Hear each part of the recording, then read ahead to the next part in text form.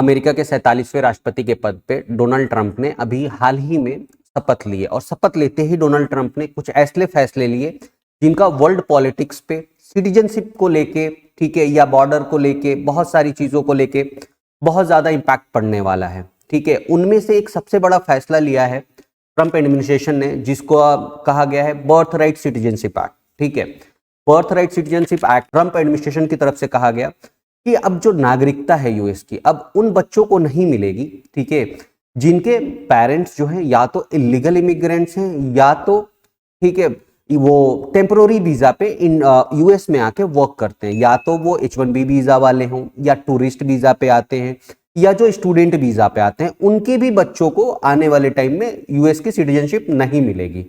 अब बात ये होती है कि सिटीजनशिप होता क्या है, सिटीजनशिप का जो लीगल एक्विजिशन का टर्म्स क्या है, उसके बारे में आइए हम जानते हैं कि क्या है ये। अब जो सिटीजनशिप का डिफिनीशन है, सिटीजनशिप का डिफिनीशन है कि citizenship is defined as full and equal membership of a country. Full and equal membership of country का मतलब है कि उसके कुछ राइट्स हैं जो कि वहां के जो भी सिटीजन्स होंगे वो उनको मिलेगा।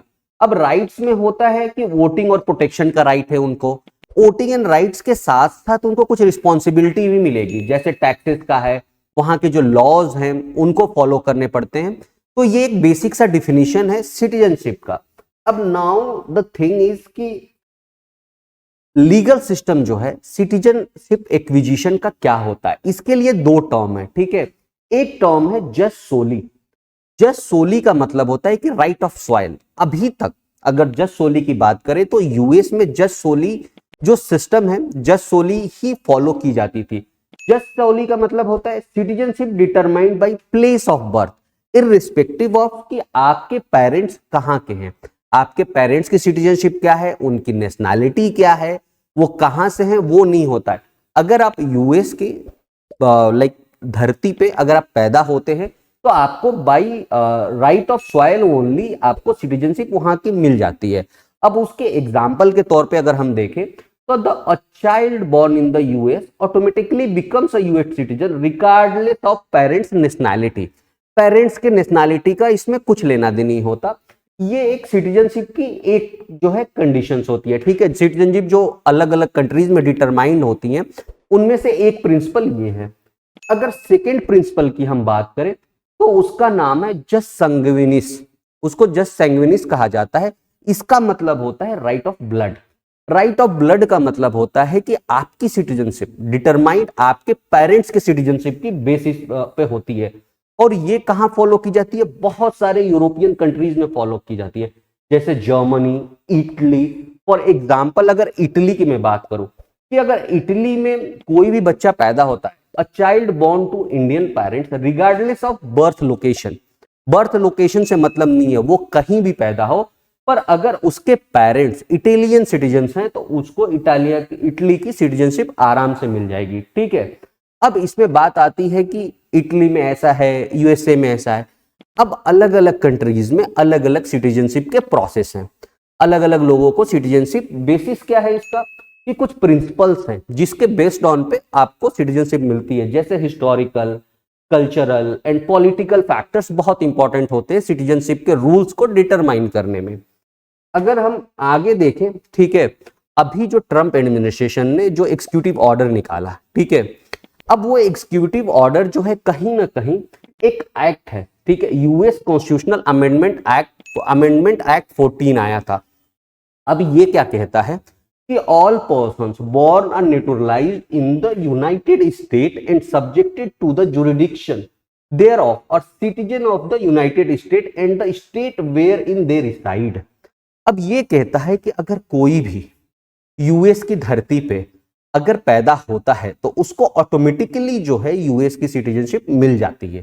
ठीक है, पर अगर हम बात करें तो ये जो है हमारे जस सोली वाले कॉन्सेप्ट से कहीं ना कहीं मैच है कि यूएस जो है जस सोली वाले कॉन्सेप्ट पे चलता है, लेकिन अदर कंट्रीज में ऐसा सिस्टम नहीं है। ठीक है, अब जो ये अमेंडमेंट एक्ट है ये कब आया था?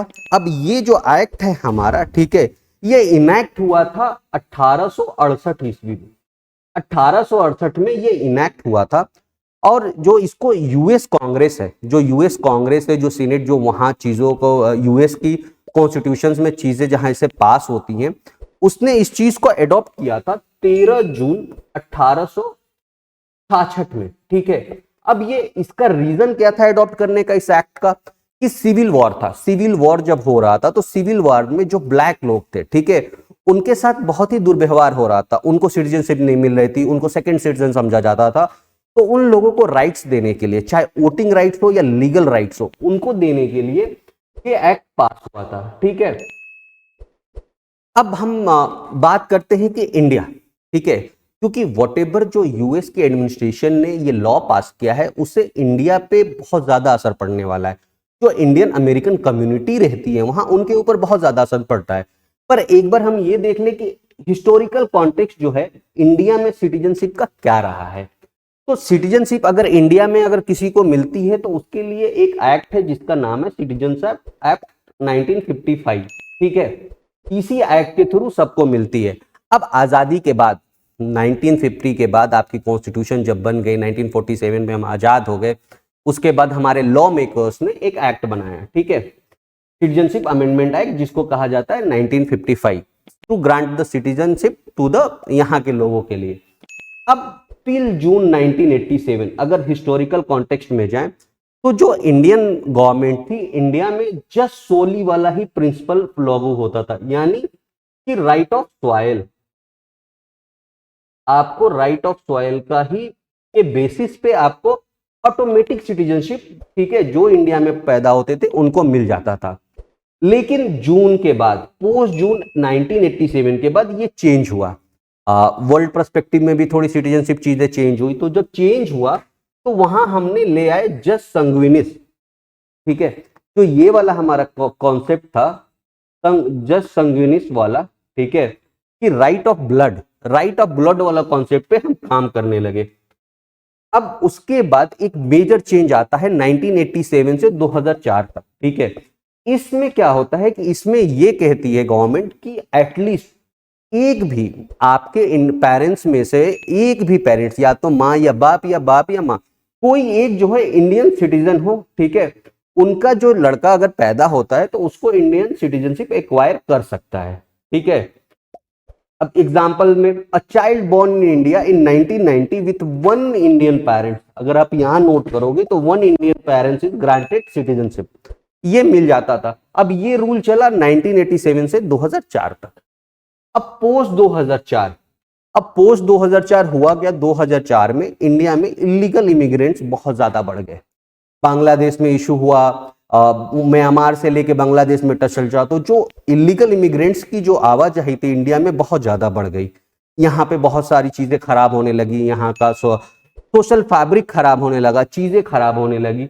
अब उसको लेके गवर्नमेंट ने एक स्ट्रिक्टर रिक्वायरमेंट रखा 2004 के बाद। उसमें क्या कहा गवर्नमेंट ने, दो कंडीशंस थी। कंडीशन एक कि both parents must be Indian citizen, या कंडीशन दो दी कि one parent must be Indian citizen and other not an illegal immigrants. दूसरा इलीगल इमिग्रेंट्स होना ही नहीं चाहिए, या तो दोनों पेरेंट्स इंडिया के हों, या तो एक इंडिया को पर दूसरा जो है लीगल तरीके से हो, इलीगल ना हो, ठीक है।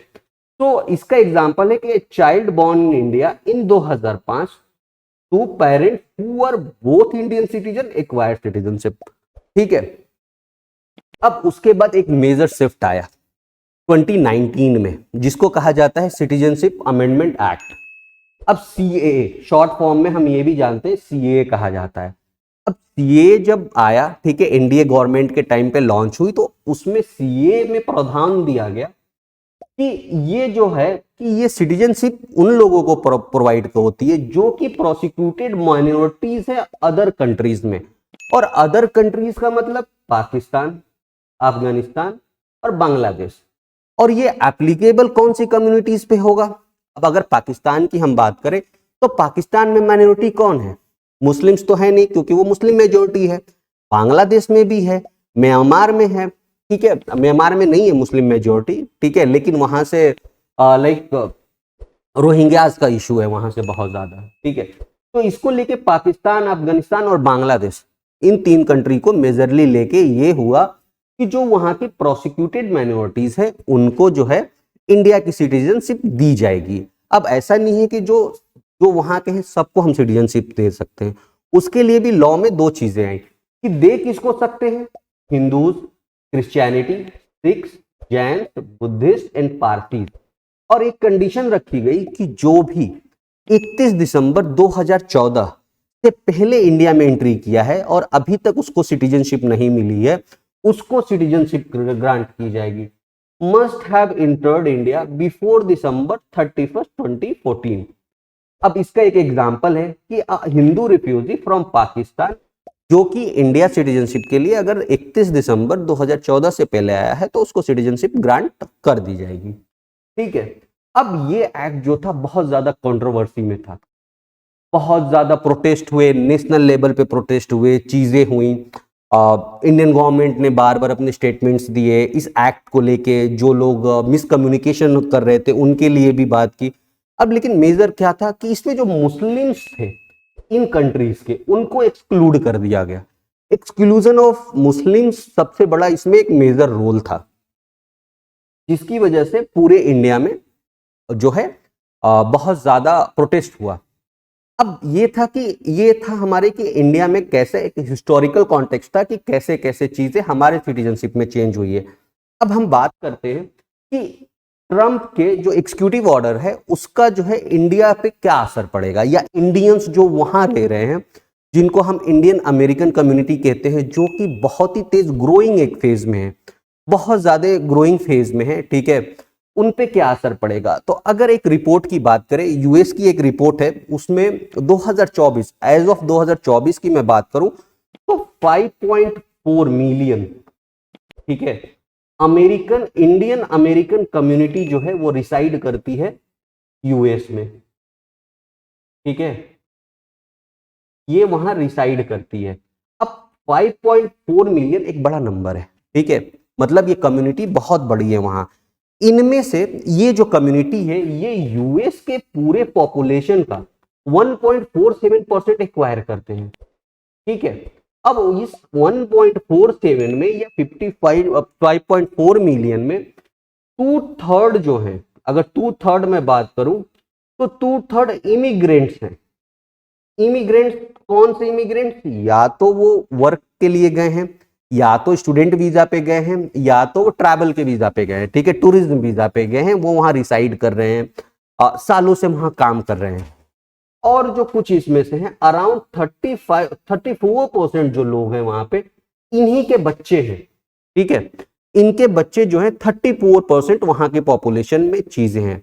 अब इस एग्जीक्यूटिव ऑर्डर का क्या असर होगा। अब क्या है कि अगर मैं बात करूं कि ट्रंप का कहना है इस चीज को लेके कि जो यूएसए की सिटीजनशिप है ना उसको बहुत मिसयूज किया गया है। लोग क्या करते हैं कि वो आते हैं, अगर उनको डिलीवरी करानी है, यूएस सिटीजनशिप लेनी है, तो आते हैं और अमेरिका में यहाँ अपनी डिलीवरी कराते हैं, जिसकी वजह से यहाँ की चीजों में यहाँ के बहुत सारे लाइक इंटरनल कन्फ्लिक्ट्स हो रहे हैं, इश्यूज हो रहे हैं, इमिग्रेंट्स का बहुत ज्यादा इशू हो रहा है, चाहे वो क्राइम से रिलेटेड हो या जॉब्स के लिए कोई हो, बहुत सारी चीजें हो रही हैं।